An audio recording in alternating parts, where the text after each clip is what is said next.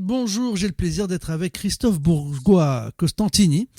Vous publiez ces 10 intelligences qui changent tout. C'est pas surprenant quand on vous connaît.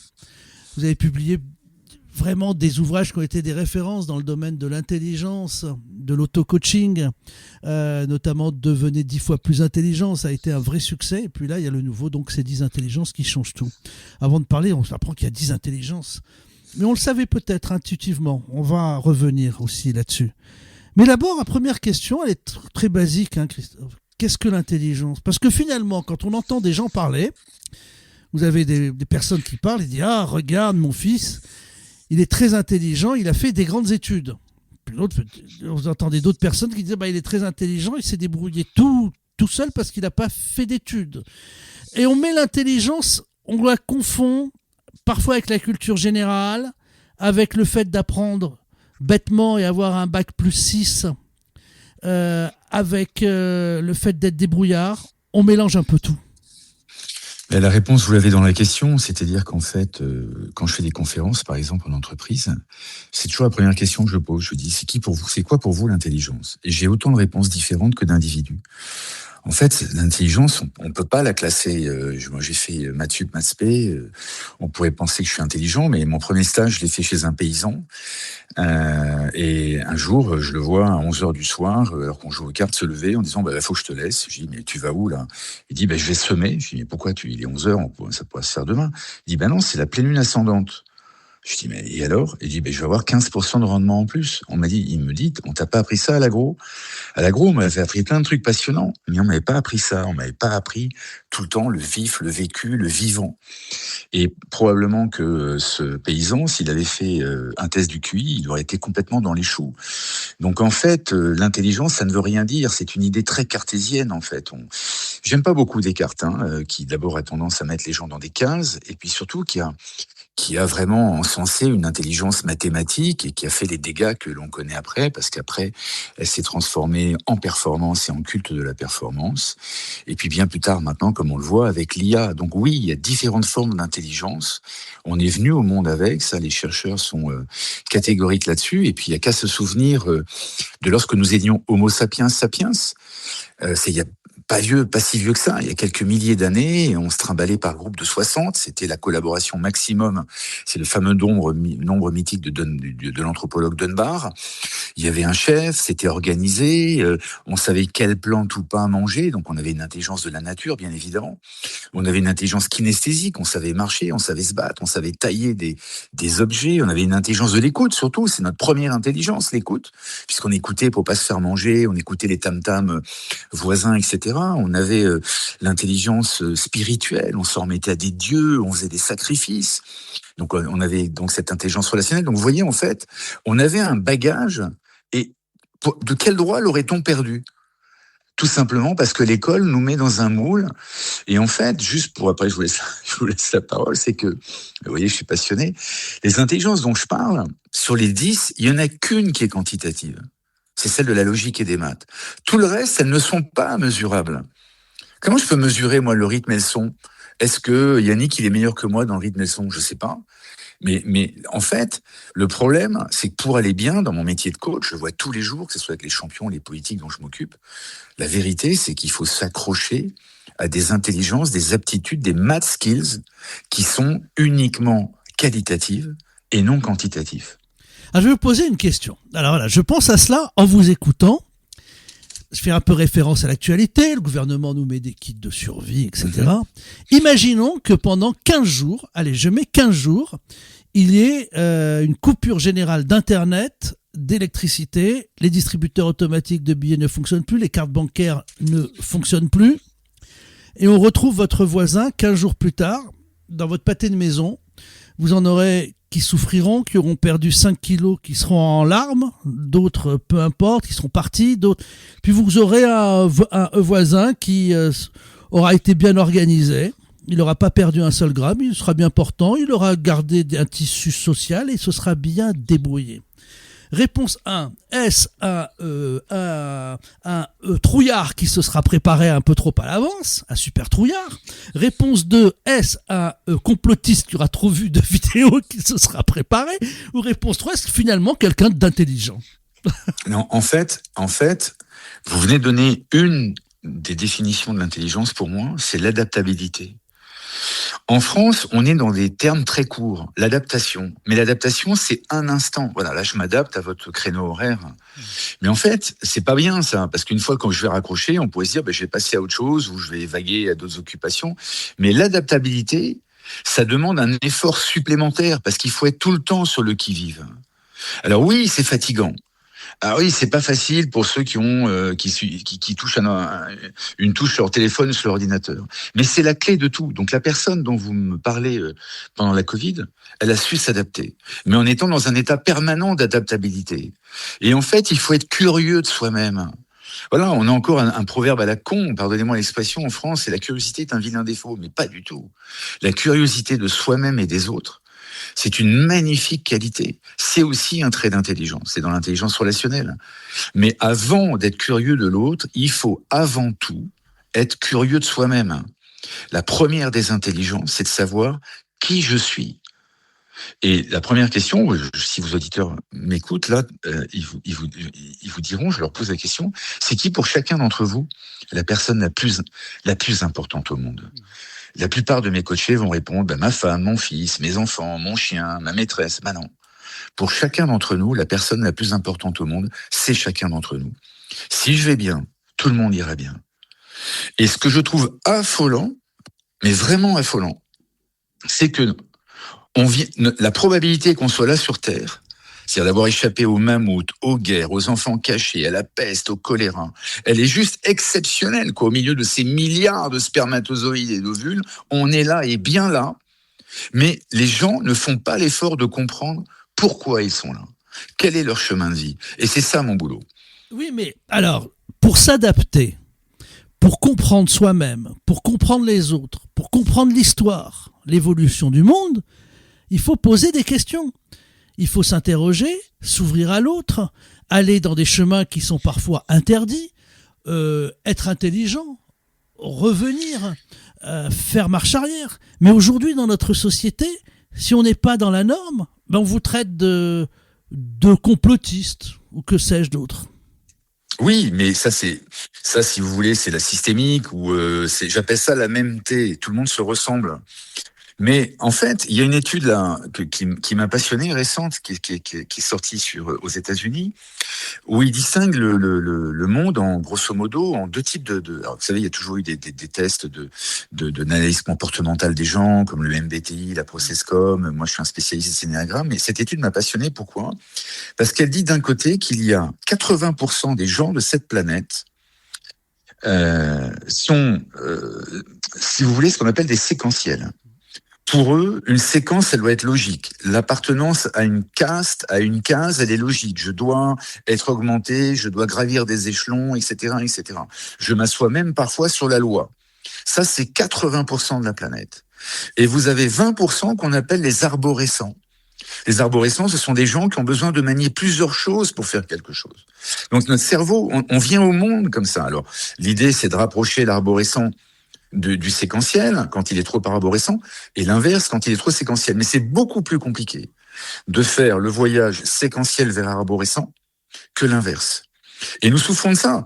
Tout ce qui est inventé là, en informatique, en téléphonie, en satellite, même en guerre, etc., c'est fait par des séquentiels.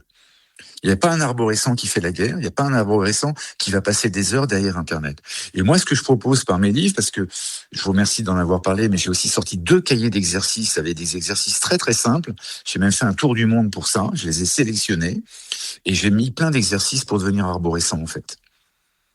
Alors, moi, déjà avant de revenir sur le fond du livre qui est passionnant, l'intelligence par QI, c'est pas que c'est pas de l'intelligence, le QI simplement c'est l'une des 10 formes, voilà, entre autres, il n'y a pas que cela. Mais le non, fait mais elle a même été dangereuse, hein, Yannick, je vous interromps, elle a même été très dangereuse. Ah bah elle a produit 3000 milliards de dettes. Elle a produit 3000 milliards de dettes en France, cette intelligence. Oui, et surtout avant ça, elle a sélectionné des êtres humains pour les envoyer au front. Donc, ceux qui venaient d'une bonne famille avaient le QI qu'il fallait. Ceux qui venaient malheureusement d'une famille modeste avaient un QI qui était simplement mathématique. Et comme ils ne l'avaient pas, on les envoyait dans les tranchées. Et ce QI a été, moi j'en ai horreur, hein.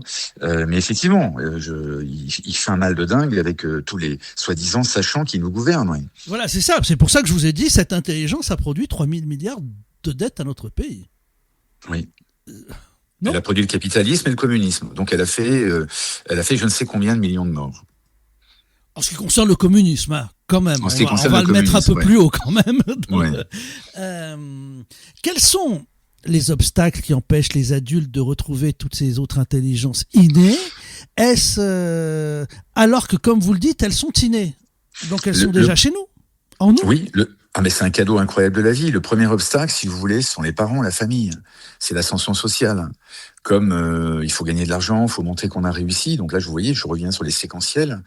Et ben, vous avez des gens qui font pas le métier en fait qu'ils aimeraient faire, mais ils le font. Ils avaient quelques aptitudes mathématiques, de raisonnement, et ils sont passés des diplômes. 50% des gens que je coach changent de boulot après mon coaching. Ils font enfin ce pourquoi ils sont faits. Et ils sont heureux, parce que le but de la vie, c'est pas de réussir dans la vie, c'est de réussir sa vie. Donc, c'est quelque chose à prendre extrêmement en valeur, toutes ces histoires-là. Ensuite, il y a l'école. L'école, encore une fois, on vous mesure. C'est l'art de la mesure en France, mais dans le sport comme partout. Et dans la mesure, on met des notes. Sauf qu'à part les maths et éventuellement la philo, et encore, comment noter ok, il y a des fondamentaux, mais tout le reste, encore une fois, ce sensible, cet acquis qu'on a depuis Homo sapiens sapiens, on l'utilise jamais. Les cours de dessin, c'est simplement 1 heure de temps en temps. La musique, je vous en parle même pas. Le sport à l'école, c'est n'importe quoi, etc., etc. Parce que effectivement, ça a été pensé par des séquentiels. Vous allez en Finlande, vous allez au Danemark, l'école a été pensée par des arborescents. On met les gens en groupe. Ils font plusieurs disciplines différentes. Et que je sache, ils sont pas plus cons et ils ont en tout cas beaucoup moins de dettes que nous. Il y a une place importante dans votre étude, dans votre livre, sur l'intelligence existentielle et spirituelle, ce questionnement au sens très large, le sens de la vie et de sa vie, la quête d'une authenticité, d'un apaisement perdu, des inspirations même philosophiques ou religieuses. Et ça va jusqu'à la pratique du yoga. Oui, yoga, méditation, etc. Cette intelligence existentielle, elle est fondamentale. C'est celle qui structure aussi un individu. C'est celle des valeurs. Et ce dont je me rends compte, encore une fois, toujours par mon travail, c'est que les gens n'ont pas de philosophie de vie. Alors que ça soit même les entrepreneurs. Hein. J'étais un entrepreneur. J'avais donné une philosophie à ma boîte. Je l'avais partagée avec mes collaborateurs. Et quelle est la philosophie de vie de chacun d'entre nous? Donc il faut prendre un peu dans Nietzsche, il faut prendre dans Spinoza, il faut prendre où vous voulez. Mais à un moment donné, mais pourquoi je suis venu sur cette terre? Pourquoi faire? Qu'est-ce que je dois laisser comme empreinte? C'est quoi ma vérité vraie d'être là? Et au lieu d'être ballotté, c'est pour ça que les gens sont malheureux. Les gens sont malheureux parce qu'ils n'ont pas trouvé leur place. Ils trouvent pas leur place. On leur empêche de trouver leur place. Alors, il y a aussi le fait qu'il faille faire un effort. Ils s'empêchent aussi parfois de trouver leur place. Oui, bien sûr, attention. Mais c'est un effort d'appeler un coach et de se dire. Puis en plus, il y a plein de margoulins. Vous tapez dans un séquoia des coachs, il y en a maintenant 10 000 qui tombent. Mais il y a quand même un effort. Je le dis toujours à des gens qui m'appellent en disant voilà, j'ai entendu parler de vous parce que vous avez bossé avec Rafael Nadal, avec des gens comme Thierry Marx, etc. Est-ce que je dis monsieur, est-ce que vous avez posé l'intention qu'à partir de maintenant, plus rien ne sera jamais plus comme avant? Si vous posez cette intention-là, c'est 50% du boulot qui est fait. Parce qu'un coach, c'est pas un gourou, hein. C'est un coach, c'est quelqu'un, il donne pas des recettes. Un vrai coach, c'est quelqu'un qui aide la personne à grandir. Et vous parliez de questions tout à l'heure. Les gens ne connaissent même pas la différence entre une question fermée et une question ouverte. Quand même dingue qu'on n'apprenne pas ça à l'école. C'est dans les instituts de sondage, ça, maintenant, voilà. Ah bon? Dans tous les instituts de sondage, quand même, voilà. Bon. Si nous accrochons au thon, c'est au fond parce qu'on a peur de la mort. Pour l'exorciser, nous essayons de remplir notre vie le plus rapidement possible. Oui. Et j'aime bien cette image on visite un musée au pas de course et c'est un peu le résumé de la vie. Alors que vous dites qu'il faut de temps en temps s'arrêter sur une œuvre. Mais bien sûr, imaginez ça me fait toujours marrer là. J'étais aux États-Unis récemment, j'étais au MoMA et je voyais comment les gens regardaient les tableaux. C'est comme si vous goûtiez 1000 vins différents en 2 heures. C'est juste impossible. Donc à un moment donné, moi je conseille, d'ailleurs je fais certaines séances de coaching dans les musées Et je dis aux gens, vous arrêtez simplement sur les toiles qui vous parlent. S'il y en a qu'une, ben il y en a qu'une. C'est pas la quantité qui compte, encore une fois, c'est la qualité. C'est passionnant, tout cela sur l'intelligence. Il y a plein d'autres intelligences. Le rôle très proche de cette intelligence existentielle et spirituelle, le rôle du corps aussi, et du temps. Voilà. Le corps, il est fondamental parce que le corps, il engramme. Si vous voulez, je vous parlais de Descartes précédemment. Le drame de Descartes, c'est qu'il a complètement balayé anima sana in corpore sano, un esprit sain dans un corps sain, pas au-dessus, par cogito ergo sum. Je pense donc je suis. C'est-à-dire qu'on a donné une prédominance à la tête, au mental. Et maintenant, comme le disait Michel Serres, on dépose notre cerveau dans un ordinateur. C'est-à-dire qu'on perd notre corps. Or que tout est dans notre corps. Tout est dans notre corps. Toutes les émotions se situent dans le corps, par exemple. Au moment même où je vous parle, je ne sais pas d'où ça vient, mais mes paroles, est-ce que c'est mon arrière-grand-père, ma grand-mère, mes parents défunts qui me parlent, est-ce que c'est d'où ça vient, quoi? Les mots viennent, etc. Ça vient du corps, ça vient de partout, ça vient de l'univers. C'est-à-dire ce que les gens doivent comprendre, c'est que quand vous avez associé la tête et le corps, vous formez une antenne. Et ce fameux axe tête-cœur-corps. Et quand vous êtes une antenne, vous captez tout ce qui vient de l'univers. Et l'univers, il est super sympa, en fait, pour ceux qui font cet effort. Il est super prévenant, l'univers. Je rebondis sur ce que vous m'avez dit sur les différences entre les questions fermées et les questions ouvertes. Ouais. Je crois que la vie n'a une question fermée. La question fermée, c'est voulez-vous épouser un tel et l'aimer jusqu'à la fin de sa vie? Oui, ça c'est fermé, c'est oui ou c'est... Oui, mais on voit bien comme c'est respecté. Malheureusement, voilà. On n'est pas là pour juger. Mais la vie n'est faite que de questions ouvertes. Et oui. Actuellement, dans le débat public, on n'a que des questions fermées.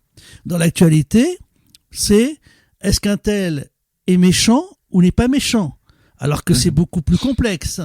Au moment de la crise sanitaire, on n'avait que des questions fermées. Alors que des gens essayaient d'avoir des questions ouvertes. Mais si on avait une question ouverte en questionnant, on dit oui, mais vous êtes dans le mauvais camp. Alors que parfois, il y a des nuances. Il y a toujours des nuances. Alors, ça, c'est dans les questions ouvertes et fermées, ça engendre une problématique de fond qui est que dans ce putain de pays, tout le monde discute. À ça, pour discuter, on est les rois. Peu de gens échangent.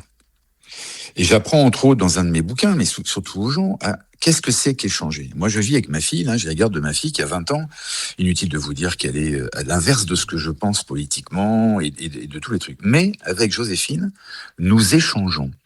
C'est-à-dire que une fois par semaine, sur un sujet qui nous sépare, je dis à Joséphine, OK, tu vas parler, j'ai pas le droit de t'interrompre.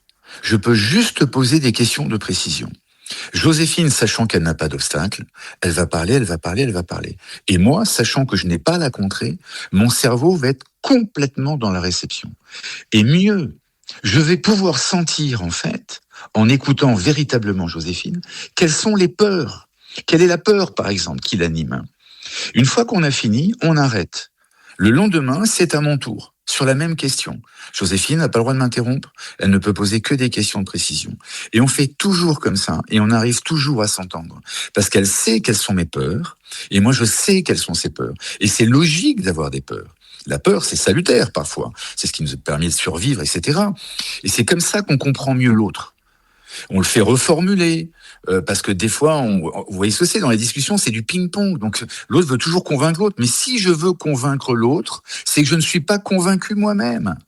Le fameux « c'est celui qui dit qui est la phrase la plus forte que j'ai entendue lors de ma formation à HEC il y a 15 ans. C'est celui qui dit qui est. Donc quand l'autre vous engueule en disant « ouais, mais t'es comme ci, t'es comme ça », c'est celui qui dit qui est. Et c'est très étonnant si vous fonctionnez comme ça, parce que vous allez beaucoup mieux comprendre l'autre. Quelles sont ses peurs, en fait? L'autre projette sur vous ce qui n'est pas réglé chez lui.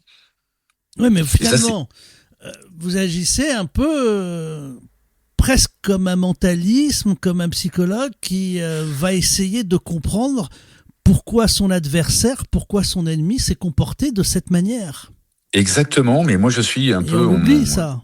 Oui, c'est le travail aussi du journaliste. Bien sûr, je suis pour la thérapie brève, c'est-à-dire que quand un vrai coaching, c'est simplement 10 séances, et au bout de 10 séances, ça va beaucoup mieux.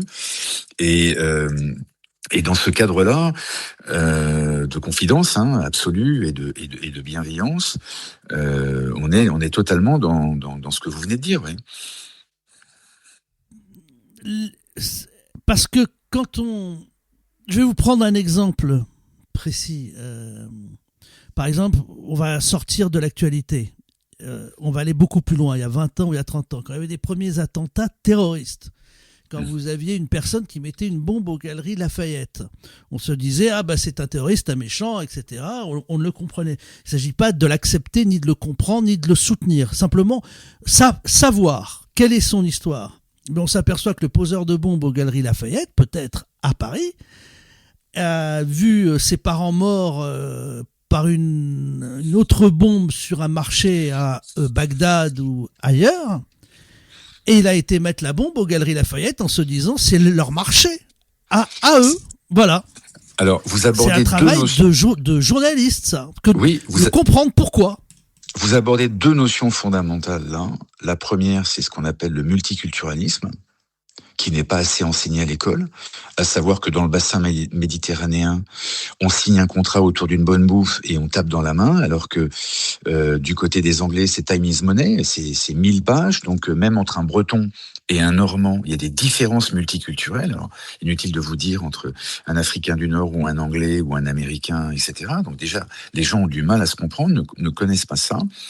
Et vous avez tellement raison que dans une autre vie, j'écris des polars, donc j'ai eu le prix de Beaune avec La Note Noire aux éditions du Masque, et je sors un polar le 22 janvier, et je deviens directeur d'une collection. Et pourquoi je vous dis ça ?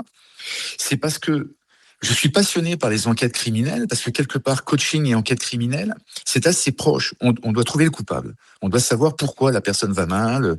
Quelque part, quelqu'un l'a tué de l'intérieur. Vous voyez, ou l'a profondément abîmé. Et quand j'écoute toutes les émissions sur les criminels, on entend soi-disant des psys qui disent, mais oui, il est comme si, il est pervers manipulateur. Mais moi, j'ai envie de dire, mais gars, mais explique-moi ce qui s'est passé à l'enfance.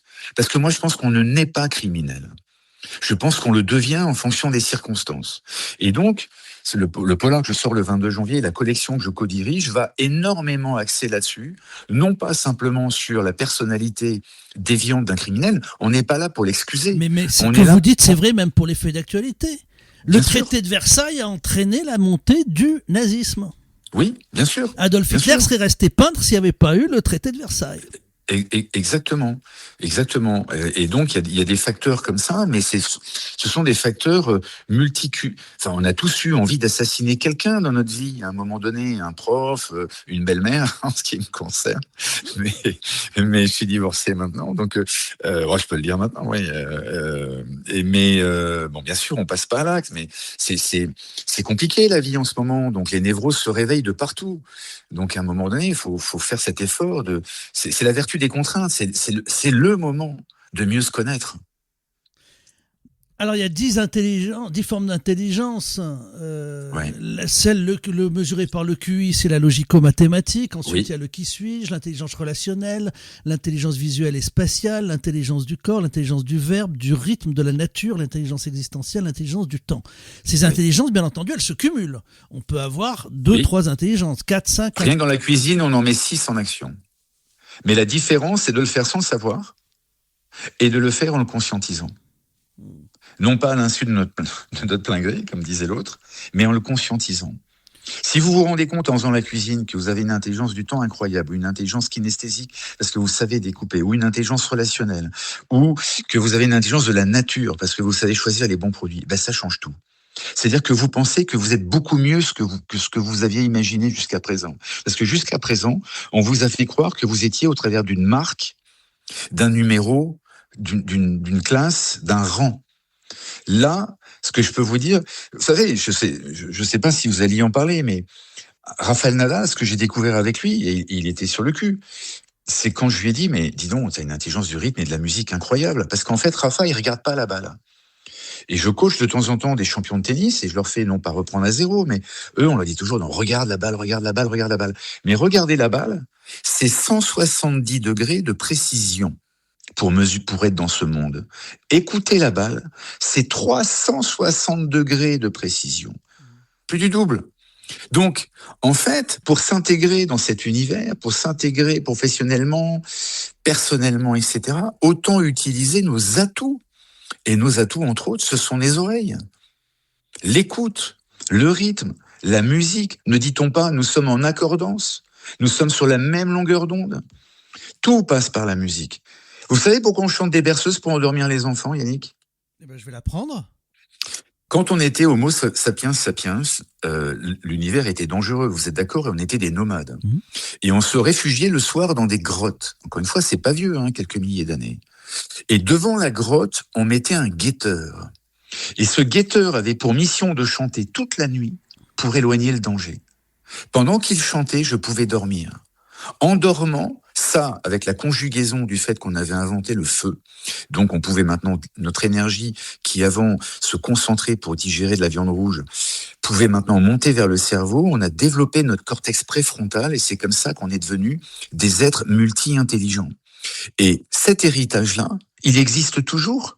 Je peux endormir n'importe quel enfant qui n'est pas le mien, uniquement en chantant une berceuse. Et tout le monde peut faire ça. Ça veut dire que, vous voyez, ces intelligences, elles sont toujours en nous, au fond de nous. Quand vous regardez Wim Hof, ce type génial qui a prouvé que il pouvait se trimballer quasiment à poil dans de la glace, etc., parce que ça venait réveiller des tissus très très profonds qu'on n'utilisait plus pour résister. Ben, on est dans la même longueur d'onde. Alors c'est toujours en nous, c'est ma dernière question. Est-ce qu'on peut perdre cette intelligence ?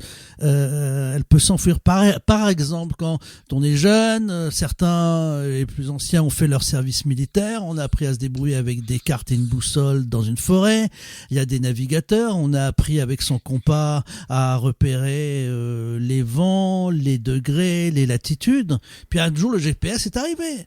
Puis on s'aperçoit qu'en utilisant le GPS depuis quelques années, on est incapable de se repérer sur le nord, le sud. On est un peu paumé dès qu'on rentre dans un chemin en forêt. Est-ce que cette intelligence, on l'a perdue ou on peut la raviver ? On peut la raviver à n'importe quel âge. Mais vraiment à n'importe quel âge. Je le vois constamment là. Vraiment, il n'y a pas d'âge pour les réveiller. Et si vous les réveillez pas, qu'est-ce que vous voulez ? C'est comme si on vous retrouvait un jour sous le matelas avec des assignats périmés.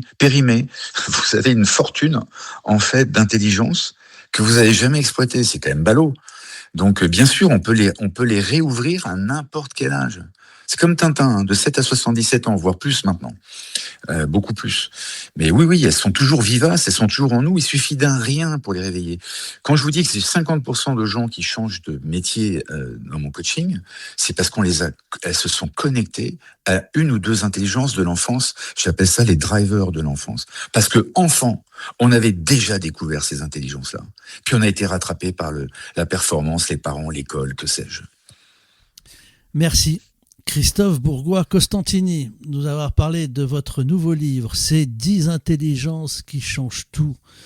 C'est passionnant, vous êtes coach de vie, vous êtes également l'auteur du livre Les 100 meilleurs exercices d'auto-coaching, devenez 10 fois plus intelligent. Et les cahiers pratiques, comme vous l'avez souligné lors de cet entretien, ce livre parle de ces 10 intelligences à découvrir à travers aussi des témoignages de nombreuses personnalités du monde de l'entreprise. Ça va être François Pinault, du sport, Raphaël Nadal, ou même Roselyne Bachelot pour la politique. Voilà.